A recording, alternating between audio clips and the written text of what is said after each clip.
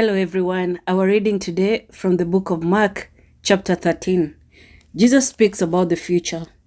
As Jesus was leaving the temple that day, one of his disciples said, "Teacher, look at these magnificent buildings. Look at the impressive stones in the walls." Jesus replied, "Yes, look at these great buildings, but they will be completely demolished. Not one stone will be left on top of another." Later, Jesus sat on the Mount of Olives across the valley from the temple. Peter, James, John, and Andrew came to him privately and asked him, "Tell us, when will all this happen? What sign will show us that these things are about to be fulfilled?" Jesus replied, "Don't let anyone mislead you, for many will come in my name, claiming I am the Messiah. They will deceive many. And you will hear of wars and threats of wars, but don't panic. Yes, these things must take place, but the end won't follow immediately. Nations will go to war against nations and kingdoms against kingdoms.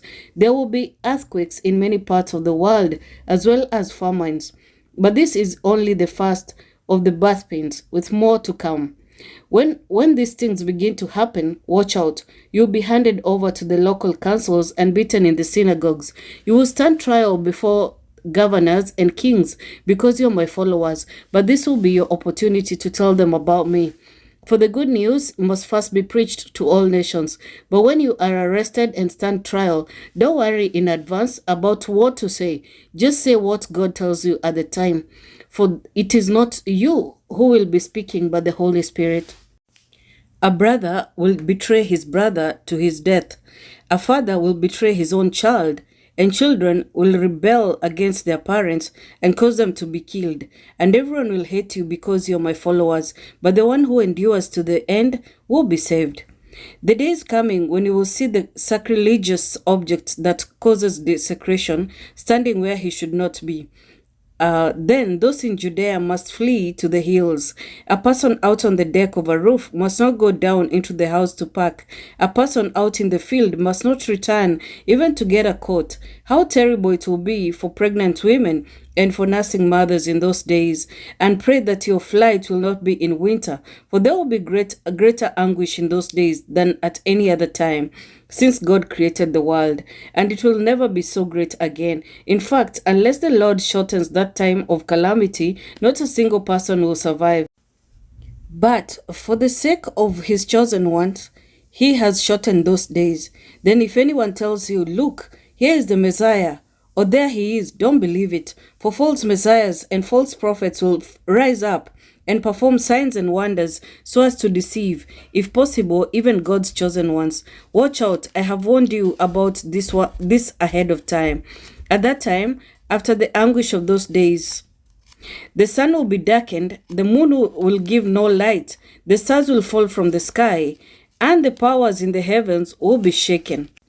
Then everyone will see the Son of Man coming on the clouds with greater power and glory, and he will send out his angels to gather his chosen ones from all over the world, from the farthest ends of the earth and heaven. Now learn a lesson from the fig tree. When its branches bud and its leaves begin to sprout, you know the summer is near.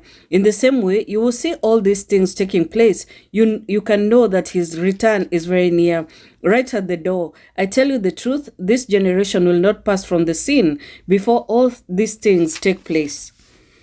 Heaven and earth will disappear, but my words will never disappear. However, no one knows the day or the hour when these things will happen, not even the angels in heaven or the Son himself, only if the Father knows. And since you don't know when that time will come, be on guard, stay alert. The coming of the Son of Man can be illustrated by the story of a man going on a long trip. When he left home, he gave each of his slaves instructions about the work they were to do. He told the gatekeeper to watch for his return. You too must keep watch, for you don't know when the master of the household will return. In the evening, at midnight, before dawn, or at daybreak. Don't let him find you sleeping. Then when he arrives without warning, I say to you what I say to everyone: watch for him. Thank you guys. We'll read chapter 14 tomorrow. Bye-bye.